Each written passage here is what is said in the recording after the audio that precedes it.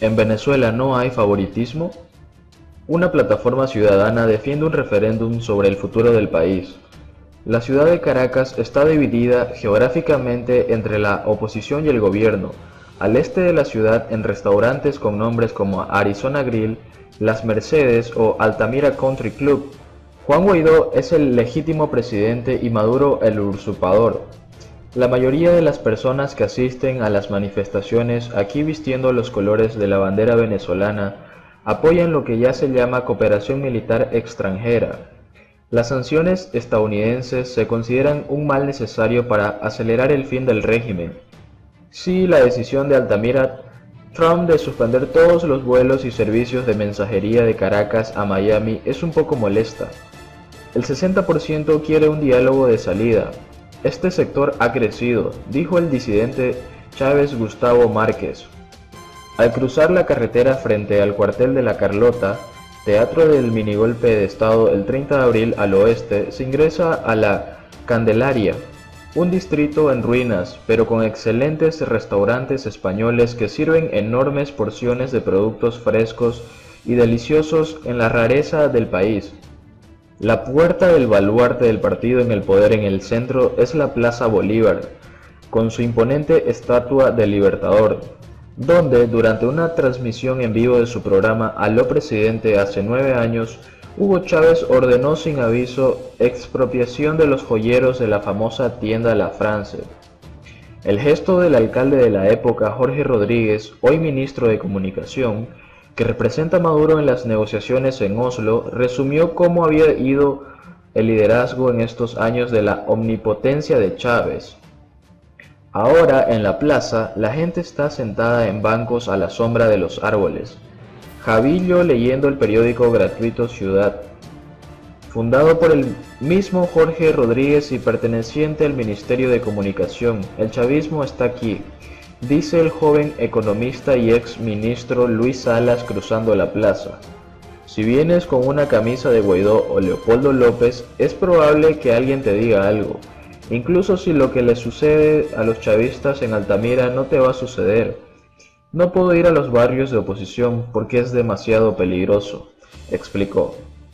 Los medios locales han reportado casos de chavistas quemados vivos en este distrito. La negociación entre la oposición y el gobierno tiene más apoyo que cualquier otro mecanismo. Se alcanza el tiempo promedio si tomamos el metro, un servicio que ya era gratuito antes, el orgullo del país, ahora lleno de desperdicios e interrumpido por cortes de energía, a los enormes vecindarios periféricos de Catia y Petare, que escalan montaña.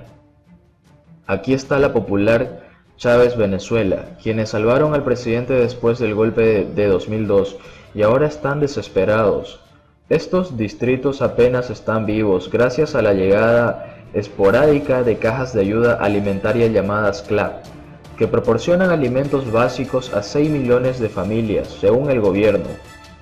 Pocas personas en los barrios de clase trabajadora apoyan a Guaidó con la pasión de Altamira, pero uno puede sentir el aburrimiento de la escasez, la hiperinflación y la violencia de la policía y los grupos paramilitares que, según la investigación de Keimar Avila de la Universidad Central, matan a más habitantes de los distritos populares que la policía de las favelas de Brasil. A pesar de la apariencia de polarización total en Caracas, la verdad es que este segmento más agnóstico es el más grande del electorado, y después de un breve momento de entusiasmo por el líder de la oposición, el apoyo a un tercer camino negociado ha aumentado desde el intento fallido de golpe de Estado del 30 de abril.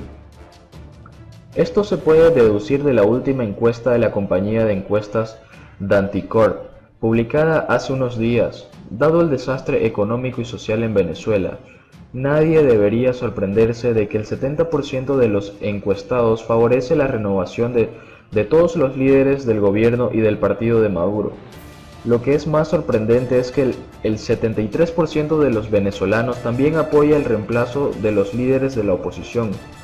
Lógicamente, la popularidad de Maduro es de al menos del 14%, pero la intención de Guaidó de votar es solo del 35%.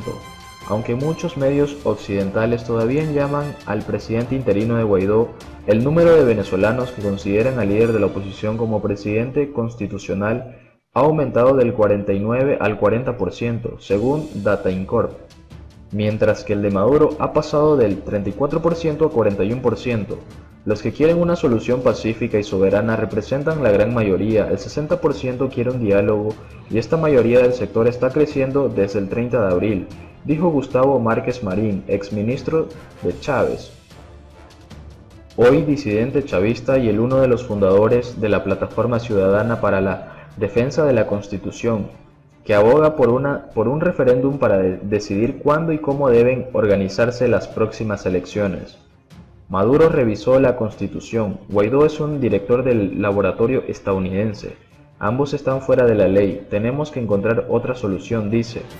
Con la polarización no hay democracia, añadió. Márquez está de acuerdo con Guaidó en que para poder celebrar elecciones es necesario renovar el Consejo Nacional Electoral y liberar a muchos presos de la oposición, pero rechaza la petición de la oposición de que Maduro debería abandonar la presidencia antes de convocar elecciones. También pide el levantamiento de las sanciones estadounidenses. Estamos proponiendo un diálogo que refleje el deseo de los venezolanos y creemos que el mediador debería ser la ONU, pero Noruega es otra opción aceptable, dijo Márquez Marín. Es urgente dejar de hablar de intervenciones militares, porque es probable que nos encontremos en una guerra civil, resumió. Según Dataincorp, la negociación entre la oposición y el gobierno tiene más apoyo que cualquier otro mecanismo. Sin embargo, si se asocia con quienes defienden un golpe militar, una rebelión callejera o una intervención extranjera, el apoyo a la opción pacífica es menos similar al presupuesto o propuesto por el cambio violento. La plataforma ha comenzado a recopilar los 2 millones de firmas necesarias para celebrar el referéndum. Por otro lado, Maduro hace perder a Venezuela 1.400 millones de dólares. Los bancos globales de Citibank y Deutsche Bank rápidamente tomaron el control de las toneladas de oro venezolanas, que habían recibido como garantía para transacciones en divisas, luego de las sanciones impuestas por los Estados Unidos al Banco Central de Venezuela. En abril, dijeron 5 fuentes familiarizadas con el tema, casi el 75% de las reservas internacionales de Venezuela están en oro. Entre 2014 y 2016, el Banco Central de Venezuela, en lugar de vender lingotes, decidió utilizarlo como garantía en transacciones financieras con bancos internacionales para obtener liquidez. La idea era pagar los préstamos para no perder oro.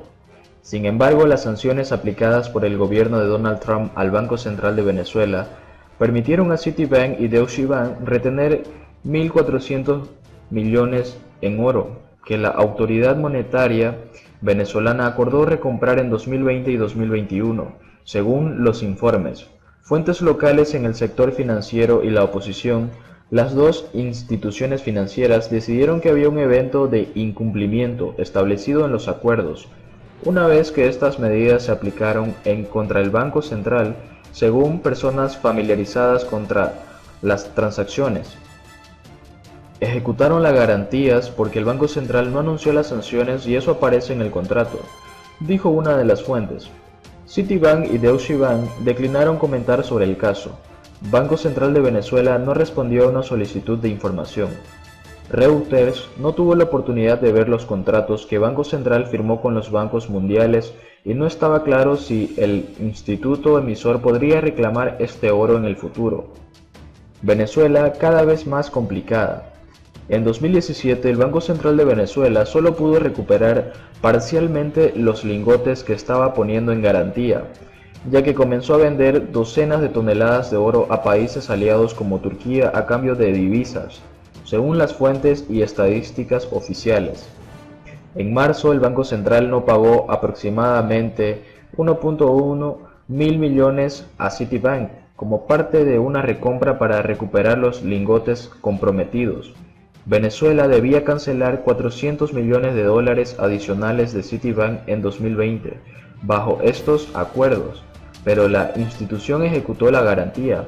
Los dos bancos mundiales ahora pueden vender oro venezolano y estará a la espera de devolver una reliquia al país, que en la práctica no pueden entregar al Banco Central de Venezuela bajo las actuales sanciones financieras, según las fuentes. Los bancos son cautelosos de que Estados Unidos y una docena de otros países no reconozcan el segundo mandato de Nicolás Maduro, después de una elección disputada, y apoyan al presidente del Parlamento, Juan Guaidó, quien asumió la presidencia interina en enero. El equipo de Guaidó ha iniciado conversaciones con Citibank y Deutsche Bank para obtener parte del dinero de los swaps de oro depositados en cuentas bancarias que el gobierno de Maduro no puede administrar, dijeron 3 de ellos. Las medidas de política monetaria de Estados Unidos destinadas a rodear al gobierno de Maduro también obligaron al Banco Central de Venezuela a suspender en mayo un mercado comercial en monedas oficiales, administrado debido a la renuncia de los bancos internacionales a desempeñar el papel del gobierno intermediario en estas operaciones. Desde mayo, el banco local administra las transacciones de divisas entre compañías privadas y también ofrece a sus clientes efectivo en euros, que el Banco Central proporciona bajo las nuevas limitaciones. Este es el camino financiero que todavía tienen que cerrar, dijo una fuente a una consultora local que se refirió a las sanciones impuestas al Banco Central, luego de que Estados Unidos adoptara medidas similares a la compañía petrolera,